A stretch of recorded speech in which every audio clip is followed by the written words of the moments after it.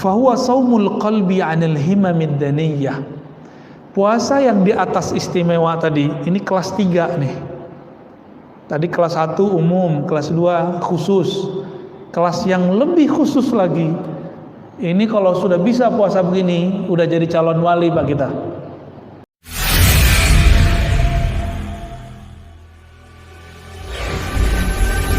Nanti akan sering dengar Ustadz berceramah di bulan puasa nanti mengenai pembagian ini. Tapi saya nggak mau teoritis, nanti kita langsung tunjukkan prakteknya ya. Yang pertama saumul awam, saumul umum, puasa orang umum. Puasa umum itu puasa dari makan, minum dan jima, cuma itu. Tapi matanya jelalatan, telinganya masih suka gosip, lidahnya masih suka cari lawan. Nah, maka nih aktif sosmed yang beda-beda paham udah stop dulu deh ya. Ustadz, saya nggak bertengkarnya pas puasa, malamnya saya tengkar lagi di sosmed. Ya sama aja. Tujuan puasa kan biar setelah puasa selamat. Ini habis berbuka, balik lagi dia, kambuh lagi. Nah, ini bahaya. Ini puasa orang awam. Orang awam, shaumul umum, dia berpuasa hanya untuk mengurangi makan, minum, jima. Nah, kita mau sampai tahun kapan Pak begini-begini mulu? Ya, mau nggak naik kelas? Mau? Nah, sekarang jangan cuma lapar sama dahaga, sama jima. Sekarang ditambah puasa anggota tubuh dari maksiat. Mulai puasain mata. Ya. Sering istighfar jadinya. Nah, ini namanya puasa khusus. Jadi puasa khusus ini, kalau khusus bahasa Arab artinya istimewa. Tadi puasa orang awam. Kalau sudah naik ke puasa yang istimewa, itu anggota tubuh ikut puasa. Itu dia bahagia itu Pak. Ya, Allah mandangnya sudah ridho. Itu puasa udah langsung diterima. Langsung diterima tuh. Ustadz gimana kalau sesekali kelewat juga? Kan kita bisa istighfar. Ah, ini loh uniknya. Orang kalau belum sampai ke taraf ini, dia nggak tahu kalau tobat istighfar itu ada tingkatannya. Ada puasa dari dosa zahir, ada puasa dari dosa batin. Nah, ini baru dosa zahir nih. Cobain Pak, ya. Berpuasa dari dosa yang zahir, mata yang jelalatan, mata yang memandang orang rendah, telinga yang mesti suka gosip. Bahkan untuk mendengarkan kajian-kajian perdebatan kurangi, nanti jantung kita nipas dia Pak. Bener nggak? Ini kalau dengerin Ustadz Fulan, apalagi yang ngadu-ngadu saya sama siapa gitu ya, nanti jantung antum tuh deg-degan tuh. Coba itu nggak usah ditonton dulu. Ini yang buat video ngadu-ngadu orang, ente stop dulu deh bulan puasa. Ya, ini kan banyak yang hobi. Ada yang motong-motong video, ya masya Allah. Kalau motongnya nggak bener, saya nggak tahu tuh hisapnya ntar gimana di sana ya. Ada yang di atasnya istimewa, khususil khusus, begitu di kitabnya. Apa kata beliau? Nah, ini agak berat bahasanya. Kita pakai bahasa Arabnya ya. Fahuwa saumul qalbi 'anil himamid daniyah. Puasa yang di atas istimewa tadi, ini kelas 3 nih. Tadi kelas 1 umum, kelas 2 khusus. Kelas yang lebih khusus lagi, ini kalau sudah bisa puasa begini, udah jadi calon wali Pak kita. Mau nggak jadi calon wali? Ya mau semua, masa nggak mau jadi wali sih? Wali artinya apa? Kekasih Allah. Wali itu bukan orang sakti Pak. Wali aja mati kok. Ini salah satu ulama kita, wali itu ya, waliullah itu. Abah Uci Turtusi, gurunya beliau ini, guru kita semua. Ya. Wali meninggal, apalagi yang bukan wali. Biasanya wali itu kalau meninggal dikasih kabar dulu biasanya. Nah kalau walinya spesial, dia bisa request meninggalnya kapan. Seperti Nabi, kan wali ini pewaris para Nabi. Nabi Adam bisa nolak, Nabi Musa nonjokin malaikat maut Pak. Hadis Bukhari itu. Malaikat maut datang nyamar jadi orang biasa. Ditanya oleh Nabi Musa. Nabi Musa belum memakai kolbunya, masih pakai pikirannya. Mana anta? Ente siapa? Saya malaikat maut mau cabut ente. Nabi Musa dilawan ya. Dulu orang ditonjok Nabi Musa langsung mati.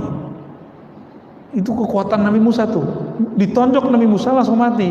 Makanya bisa megang tongkat sehingga bisa memukulkan ke pantai itu, ada batu di tepi pantai Laut Merah. Itu cuma Nabi Musa, Pak, di zaman itu. Kalau bukan beliau yang megang, itu tongkat nggak bisa bekerja sehebat itu, dengan izin Allah tentunya. Baru sembelah itu laut. Saking kuatnya itu. Coba antum mukul-mukul tuh. Ini aja belum tentu patah ya. Jadi karate sekarang tuh nggak ada apa-apanya ya. Taekwondo apa boxer mecah-mecah itu nggak ada apa-apanya sama Nabi Musa. Ditonjok itu matanya keluar, Pak. Matanya malaikat mau keluar matanya langsung. Ya. Kayak film-film kartun tuh. Meow. Itu kejadian tuh Nabi Musa. Tapi itu kan penjelmaan malaikat maut. Itu bukan malaikat maut yang asli. Cuma penjelmaan aja. Balik lagi ke Allah. Ngadu, ya Rob, saya ditonjok sama Nabi Musa. Baru dikasih tahu ya bahwa jatahnya udah habis, baru dia mau terima. Jadi Nabi sama wali-wali yang spesial itu bisa request, Pak, meninggalnya. Ya. Said Muhammad Alawi Al-Maliki Al-Makki, ulama kita, guru besar kita di Mekah, dulu request, ya Rob, kalau engkau mau ngambil aku, tolong ambil lagi ngaji sama teman-teman, sama murid-murid, sama sahabat-sahabat. Bener, Pak. Bulan puasa, beliau agak aneh sekali itu, nggak mau berhenti ngaji. Udah sampai waktu mau sahur masih ngaji. Baru rehat-rehat bentar, ya suasananya masih suasana taklim. Allah jemput beliau. Jadi mulia sekali. Orang kalau lagi pengajian mulia nggak? Yarfa'illahu allazina amanu wallazina utul ilma darajat. Orang berilmu lagi ngajar itu diangkat sama Allah. Nah, lagi begitu diangkat nyawanya. Ya, beliau wali besar itu ya. Nah, semoga kita diangkat oleh Allah dalam keadaan yang mulia. Amin ya rabbal alamin, di tempat yang mulia juga ya. Saumul qalbi, puasa qalbu dari himamid daniyah, angan-angan rendahan. Jadi jangankan memandang yang haram, kepikiran yang haram aja nggak mau. Nah, ini dia puasa qalbu. Wal afkar al mubi'idah anillah, atau pikiran, angan-angan yang menjauhkan diri kita dari Allah Subhanahu wa taala. Wa kaffuhu amma siwallahi taala bil kulliyah, lalu menahan hati supaya tidak berpaling kepada selain Allah. Berarti puasanya orang-orang yang khusus ini itu sudah masuk kepada puasa dari kelalaian kolbu. Bagi mereka puasa rohaninya rusak kalau kolbunya lupa mengingat Allah. Maka saya ingat dulu waktu masih kecil, umur 12 tahun, saya datang ke salah satu guru saya yang ahli zikir. Apa kata dia? Ente tahu nggak bocah?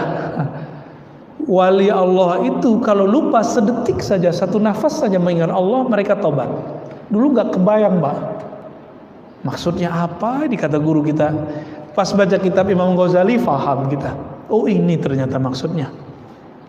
Jadi puasa mereka tidak hanya sekelas makan, minum ditahan, jima ditahan, syahwat ditahan, enggak.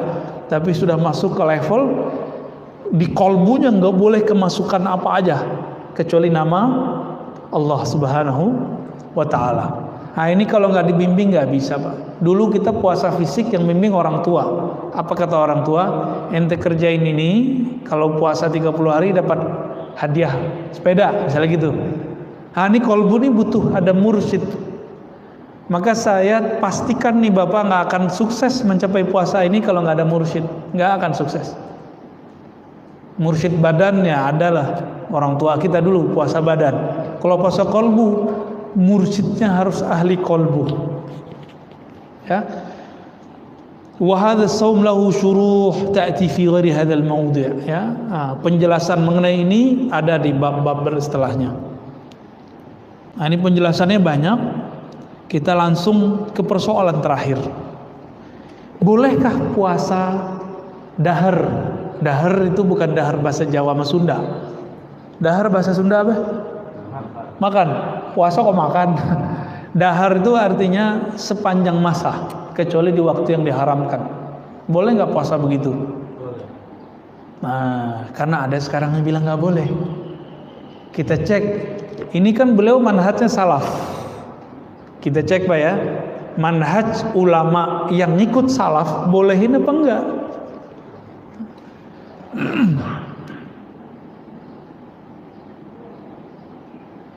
Fa amma saumud dahri fa fi afradi Muslim min hadits Abi Qatadah anna Umar radhiyallahu ta'ala anhu sa'ala an-nabi sallallahu alaihi wasallam faqala kaifa man yasumud dahr kullah qala la sama wa la aftar lam yasum lam yuftir. Jadi Umar pernah konfirmasi ke Nabi tentang puasa dahriyah, puasa setiap hari. Kata Nabi, ya nggak apa-apa, dia tidak berpuasa, tidak berbuka, lam yasum wa lam yuftir, wa hadha mahmulun ala man sarada shaum fil ayyam al manhi. Tapi dilarang jika apa? Jika dia berpuasa di hari yang terlarang, maka dikatakan la shoma wa la aftara, ya. Lalu dikatakan di sini, faqad ruwiya an Hisham bin Urwah anna abahu kana yusridu shauma wa kanat Aisyatu tusarrid. Jadi ada ulama salaf di kalangan sahabat dan tabi'in itu berpuasa hampir tiap hari kecuali di hari yang haram. Yang haram apa aja? 2 hari raya, ya. Terus hari tash, udah Pak beres. Berarti cuma dua time. 2 time itu 5 hari. Hari raya Idul Fitri, hari raya Idul Adha, lalu tasyrik 3 hari. Udah 5 hari doang. Di luar itu kita boleh nggak berpuasa setiap hari? Dijawab oleh beliau, ya boleh. Kenapa? Karena Aisyah melakukan itu. Sayyidah Aisyah ini setelah Nabi wafat beliau puasa tiap hari. Masa orang Syiah nuduh beliau ini pelacur, Pak? Jadi orang-orang Syiah ini lagi berebut nih sama Wahabi di Indonesia. Hati-hati Pak, antar ya. Orang Syiah berebut sama Wahabi di Indonesia. Itu Suriah, isu Syiah sama Sunni, Syiah Wahabi sudah berhasil. Irak hancur. Tinggal Indonesia, negara Islam terbesar yang mesti kita jaga. Dan masjid ini jadi bentengnya Pak. Jangan kemasukan di masjid. Kemasukan orang-orang yang mau memperebutkan negeri ini, yang sudah ahlu sunnah dari dulu, ya. Oh, kita nggak mengkafirkan Syiah, enggak. Kita nggak mengkafirkan Wahabiyah, enggak. Kita berbeda sama Syiah karena Syiah menghujat para sahabat Nabi, menghujat Sayyidah Aisyah yang setelah Nabi wafat dia berpuasa tiap hari. Hujatan mereka apa? Aisyah ini fahisyah, pelacur gitu. Nauzubillah min dzalik, ya. Pelaku maksiat, mesum, begitu kata mereka. Waras gitu. Nabi wafat di pahanya Aisyah, Pak. Itulah tubuh paling mulia. Jika ada tanah Makkah, Madinah diinjak oleh Rasulullah jadi mulia, maka tubuh Sayyidah Aisyah adalah tubuh paling mulia. Anas bin Malik didatangi oleh orang. Apa kata orang ini? Wahai Anas, mana mata yang dulu matamu melihat Rasulullah? Kata dia, ini mata saya. Izinkan aku menciumnya. Dicium Pak, cuma karena ngelihat Nabi. Ada sahabat yang dulu diludahin mulutnya sama Rasulullah. Ada yang dia makan sesuatu dari darahnya Nabi, dari bekasnya Rasulullah. Itu sahabat datang minta berkah. Minta berkah Pak. Ini Rasulullah punya istri, semua dari diri Nabi masuk ke dalam dirinya. Kira-kira kurang berkah apa tuh? Bukan fahisyah, tapi sahibatul barakah. Di dalam dirinya banyak keberkahan. Jadi kita nggak bisa susah lah ngomong sama Syiah tuh di situ. Ya, ada beberapa kesamaan kita dengan Syiah. Ada, kita cinta Ahlul Bait, mereka cinta Ahlul Bait. Kita cinta Habib, mereka cinta Habib. Bedanya Habib mereka benci sama Aisyah, benci Abu Bakar. Ternyata isu ini dijawab oleh cucunya Ali, Ja'far Shadiq, Ja'far bin Muhammad Al-Baqir bin Ali Zainal Abidin bin Husain bin Ali. Berarti keturunan keberapa nih? 5. Ja'far ini punya ibunya keturunan Abu Bakar. Kalau ada sekarang keturunan Husain, keturunan Hasan, khususnya keturunan Husain, keturunan Ja'far, mencaci maki Abu Bakar As-Siddiq sama dia mencaci maki kakeknya dari jalur neneknya. Ja'far punya ibu keturunan Abu Bakar As-Siddiq. Kira-kira gimana? Ya, mungkin jelas Pak, kita jelas. Tapi saya dituduh Syiah apa sama orang? Kira-kira kita marah nggak? Ya nggak marah, kita ketawa aja. Berarti yang nuduh nggak ngerti Syiah itu apa. Ya, dia punya konsep tasawuf itu Syiah. Kayak saya kan bertasawuf, belajar maksudnya. Saya bukan sufi Pak, cuma suka suka belajar kitab tasawuf, ya, berziarah ke orang tasawuf, ngaji kepada ahli tasawuf. Sayanya belum sufi, belum, masih jauh. Ya kalau sufi kita nggak kuat Pak. Ya nggak kuat kita jadi sufi. Kita jadi orang biasa aja dulu ya. Kalau Wahabi bagaimana? Wahabi kebalikan Syiah, nggak senang sama habaib. Benar nggak? Nanti coba cek. Nggak senang sama habaib, benci banget sama habaib. Ya. Maka kalau ada postingan kebencian kepada zuriat Nabi, pastikan dia Nasibiyah. Nasibiyah ini kelompoknya sekarang ada di Wahabi. Kalau agak kenceng dikit jadi Khawarij, jadi teroris. Kalau yang nggak kenceng ya paling-paling neror pengurus aja palingnya. Bid'ah ente ya, ngomong itu ya. Ente pelaku bid'ah nih. Dihisab nanti di hari akhirat. Ittaqullah, paling gitu-gitu doang ngomongnya.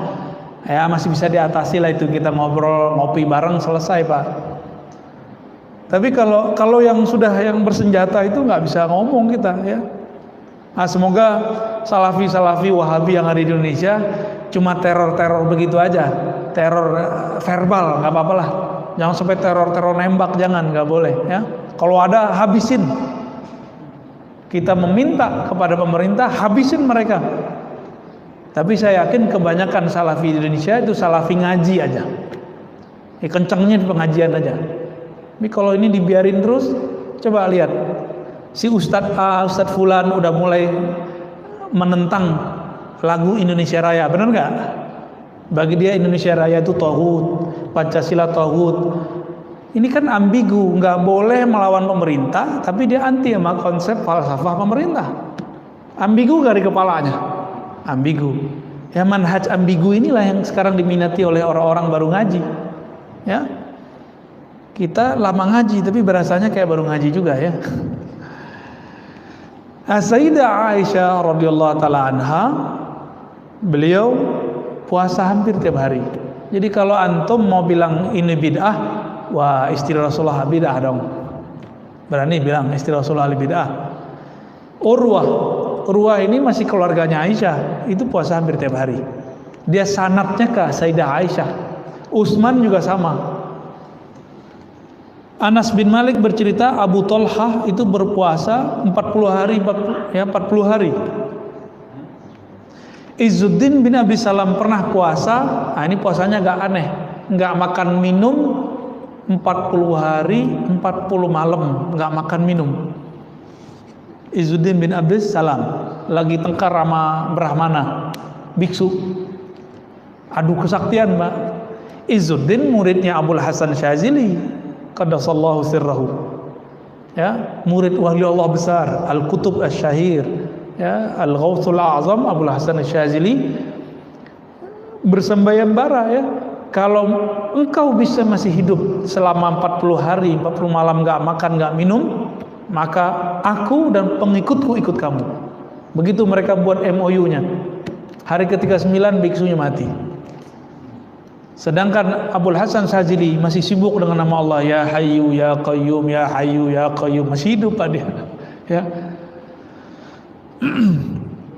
Ibnu Mas'ud, nah ini lain lagi ya. Jadi ada orang yang nggak kuat kalau puasa. Dia cocoknya ngapain? Dia nggak berpuasa sehingga dia kuat khatam Quran, dia kuat ngajar, dia kuat sholat. Nah, di antaranya adalah Sayyidina Ibnu Mas'ud. Ibnu Mas'ud ini khataman Qurannya banyak, maka beliau caranya makan. Jadi beliau ini syahwatnya jadi taat, kalau kita syahwatnya jadi maksiat. Ini beda aja sama Ibnu Mas'ud. Ya, nah, maka di sini jika boleh kita sebut, tinggal antum pilih di luar bulan Ramadan. Jika memang berpuasa itu lebih nyaman, puasa sebanyak-banyaknya. Jika dengan tidak berpuasa kuat tahajud, kuat sholat, kuat silaturahmi, kuat ngajar, kuat mencari nafkah, ya ikutin itu ya. Dan luruskan niat kita berpuasa bukan pengen naik pangkat, anaknya biar baik, bukan, kerjaannya lancar, enggak, tapi berpuasa lillahi ta'ala ya. Maka benarlah hadis tadi yang pembukaan kita, as-saumuli, puasa itu hanya karenaku.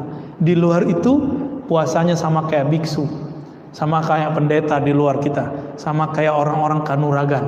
Puasa kita bukan puasa itu, puasa kita karena Allah Subhanahu wa ta'ala. Semoga kajian ini adalah prakondisi kita sebelum masuk Ramadan.